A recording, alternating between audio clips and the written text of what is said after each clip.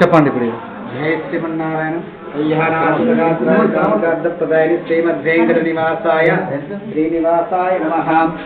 ఇది అంబర్పేట గ్రామంలో జైత్యాలకు 5 కిలోమీటర్ల దూరంలో ఉంది. మరి ఇది పల్లె ప్రాంతం. ఇది ఏంటంటే గుట్ట పరిధిలో ఉంది కాబట్టి చాలా విశాలంగా సస్యశ్యామలంగా ఉంటుంది. ఈ ఆలయం చాలా పూర్వది, 100 సంవత్సరాల క్రితంది ఇది ఈ ఆలయం. ఇది ఈరోజు ఇంకోటి వైకుంఠ ఏకాదశి, అంటే ఇది సంవత్సరానికి ఒకసారి వస్తుంది. స్వామివారి యోగ నిద్రలో ఉండి ఈరోజు మేలుకొల్తాడు.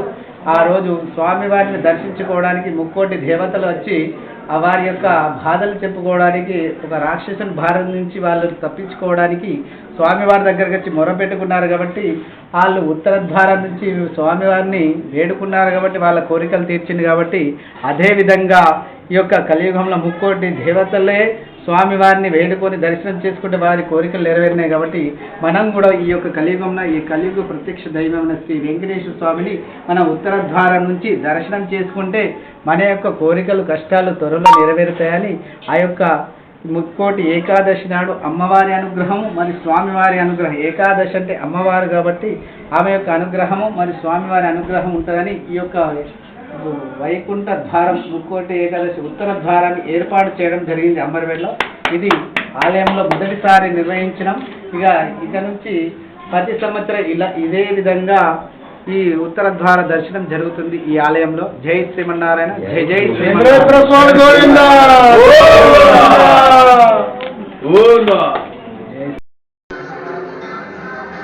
వైకుంఠ ఏకాదశి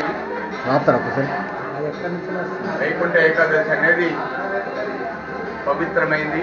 హిందూ సాంప్రదాయ ప్రకారంగా మన హిందువులకు వైకుంఠ ఏకాదశి అని, దీని కొరకు మన అంబార్పేట అనే ఊర్లే, ఇది జగిత్యాలకు 5 కిలోమీటర్ల దూరంలో స్వయంభూ వెంకటేశ్వర స్వామి గుట్టపైన వెలిసిన దాదాపు 200 సంవత్సరాల నుంచి స్వయంభూ దేవాలయం. అందులో ఉత్తరానికి ఒక దారి ఉండే కొద్దిగా ఇన్ని రోజులు దాన్ని సరైన ఎవరు పట్టించుకోలేదు. దాన్ని పూర్తిగా ఇప్పుడు మేము నిర్మించి మొట్టమొదటిసారి ఉత్తర ద్వార దర్శనాన్ని భక్తులకు ఇవ్వడం జరిగింది. మరి ఈరోజు పొద్దున 3 గంటల నుంచే భక్తులు రావడం జరిగింది.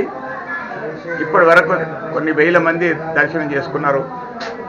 అంబర్పేట అనేది మొదటి నుంచి కూడా ఈ వెంకటేశ్వర స్వామి చాలా పవర్ఫుల్ దేవుడు. ఎక్కడ కూడా వెంకటేశ్వర స్వామి పక్క పొంటి నాగరాజు పుట్టలు ఉన్నాయి, కానీ ఇక్కడ మాత్రం మొదటి నుంచి కూడా నాగరాజు పుట్ట ఉంది పక్కన.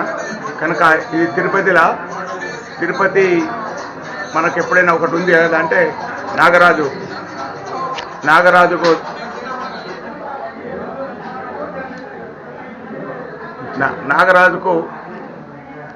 పాలు ఇచ్చేది ఆవు అని ఒక నానుడి ఉండే తిరుపతిలో. మరి గొల్లతను పోయి కొట్టిండని వెంకటేశ్వర స్వామికి దెబ్బ తగిలిందనే మాట అప్పుడు వినేది మనం.